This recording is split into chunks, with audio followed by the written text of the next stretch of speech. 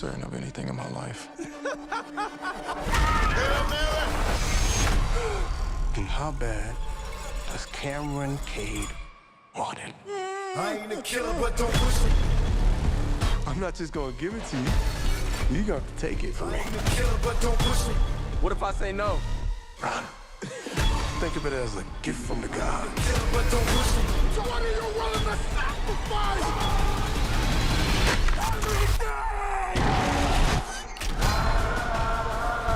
All right, so as much as I wanted to see him, boy, I would say this like this, right? I want to keep my preamble short and sweet, right? I saw one review on RogerEbert.com where the guy literally gave the film a half out of 4 stars. I was like, wow. Wow. Because this was one of my highly anticipated films of the year. Even though it's produced by Jordan Peele, I was really excited to see it because I'm not familiar with the guy's work at all. I forgot the director's name right now. But the conceit looked great. The trailers, both of them look great, especially the second one, which incorporated Tupac's Hail Mary. Get Hail Mary football. That's great, right? Yeah. Right. But Yeah. I was excited for this just because of, you're basically merging sports drama with psychological horror. Like you don't get films like that. Right. Like I could say off the top of my head, the one show that kind of did that was The Fan, if you remember that film with Wesley Snipes and Robert De Niro, where Wesley was this baseball player and Robert De Niro was this like psychotic fan. I never saw that film, but like even that film was bad, was not well received at all, right? So I guess that was a precursor to what we'll get here, right? I don't know, right? But yeah, you said you was going to see it, so you saw it. I really wanted to see it, and I really wanted to like it, but I just saw bad review after bad review after bad review. I was like, nah, I'll wait till this. I'll wait till it come out on this show. Ricardo, take it away. Him. Yeah, I'm not gonna like try to blow smoke up anybody else about this. Like, yeah, it's a bad movie, but it is to me the poster child of noble failure. Like, it doesn't gel together at all, and yet when I was watching it, it's like, wow, there's an amazing movie somewhere in here. And the main problem, by far the biggest problem of it is that it's a structural edit.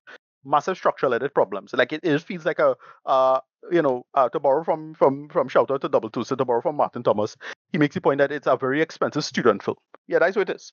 It's just something that just don't gel together particularly well. Structural edit is a mess, like total mess, and it is overboarded, like overblown with symbolism. Like it's just that that's what Killer Dread. And yeah, so like, let's get into the script just quick, right? So is a guy Cam, this a new football player. Well, we see him as a kid called Cameron Cade, and he playing for a team called the quote unquote the San Antonio Saviors, right? So okay, and he basically like one of his idol Isaiah White, played by Marlon Wayans, is severely injured, but then he goes on, or at least the way the edit looks at that, after his injury, he goes on to do. Not only recovers on the injury, but goes on to become one of the greatest like quarterbacks ever, like on the level of like Tom Brady, that kind of thing.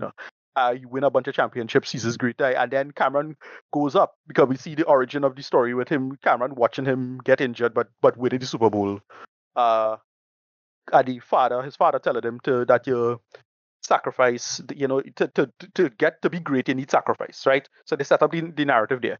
Cameron goes up to become this pretty rising star footballer and plays and coming out his high school games, and then right when he's now gonna like blow up, somebody attacks him. Somebody physically attacks him and hits him over the head with a severe head injury, and that starts the story. So you have this massive, this huge, a bunch of staples in his head, this massive staple injury in his head that goes through the entire narrative of him. Like it's kind of signature look at the point in the time of the storyline, and we see some time later with the doctors, and then Marlon Wayans' character calls him to say, all right, well, you could come by me to like not only train but to recover. And the idea is to somewhat get him in position because he got this supposedly career-ending injury that he recovered from. So it's like, all right, you could do the same thing I did and recover from this. And then he goes to this isolated place, and it dies when all the creepy shit started, and then it's him versus Marlon Wayans, and there's a whole thing about, and not a spoiler there.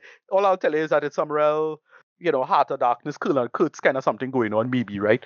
And and that's it. I was just watching this thinking, I hope there's a director's edit or some better edit coming later, because there's so much like potentially good in this. Right? It kind of reminds me a little bit of A Cure for Wellness that came out a few years back. That was a little like close to 10 years ago. I Where think it was 10 years ago. I think so. yeah. Where and that movie was another like massively wasted potential movie too. This is the same thing, Yep, right? it was. It was. Yeah, It was. huge reference. And you know, remember a little bit too Antebellum. Remember Antebellum with Janelle Monáe? Oh yeah, Again, which set up I complete. hated. I hated Right, it. right. Didn't work.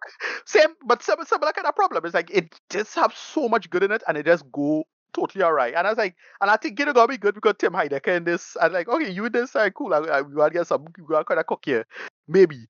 But it don't work. This just don't work together. The main problem is again the structural edit. The structure is a complete mess.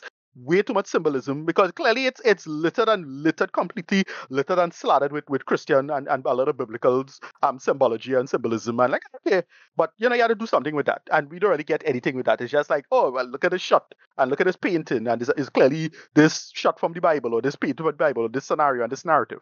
And you know, when all is said and done, because it don't really flow particularly well, it's just a complete mess. And by the time it reaches the ending is terrible. Like holy shit, let's reshoot that ending. Like it's one of those, did I get a chance to reshoot the ending? Like it's one of those things they'll say, okay, this was what we wanted to do, but you know, we should reshoot it, and you go with the reshoot. It really feel like that. Like I would have totally reshoot that ending. Julia Fox in this, she is fine. Like I think the big standout turn is Marlon Wayans himself. It's very we call Requiem for a Dream, right? He updated. Yeah, like yeah, it's yeah. that level of performance. He's really good in this as his character. Like he's scary, but like he's switching up on you at any time, and he's very unpredictable. And like what it takes to be great, they get into that old classic sacrifice yourself to be great, like plot beat.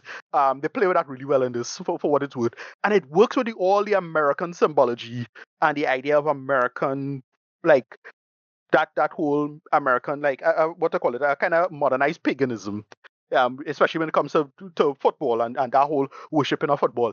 All of that could have been a great game. Personally, I think there's an amazing film in here somewhere. Right? Because visually it looks great. There's a lot of great shots in it. It cuts together really well. But like the editing is rubbish. And like you could have just a few punch-ups could have make this work. Like I can imagine this is something that the studio heads would watch and be like, yeah, you need to do this, you need a guy to punch this up, and then you know the studio would just like give him like extra like $20 million and then go and reshoot everything and fix it up. And that is what this feel like. It feel like they just didn't get our money and they just had to pay it out as this. That is what it feel like. Rating, yeah, I can't in good conscience give this anything higher than a 4 out of 10. Probably even lower than that, because it's just a mess as it is. But it's a shame because the guy Justin Tippett is like, he's actually a talented director. I think so, but it just don't come together particularly well, and it like a lot of the performances don't work, and a lot of the things, it's just more everything just felt first draft. Everything felt first draft, and he was kind of forced to put it out. I really wanted to love this because I wasn't like super rooted for it or hyped or anything like that. Because when I saw the trailer, I only watched one trailer. And then I saw again, like you, I just saw nothing. Like I didn't see any early hype or anything like that.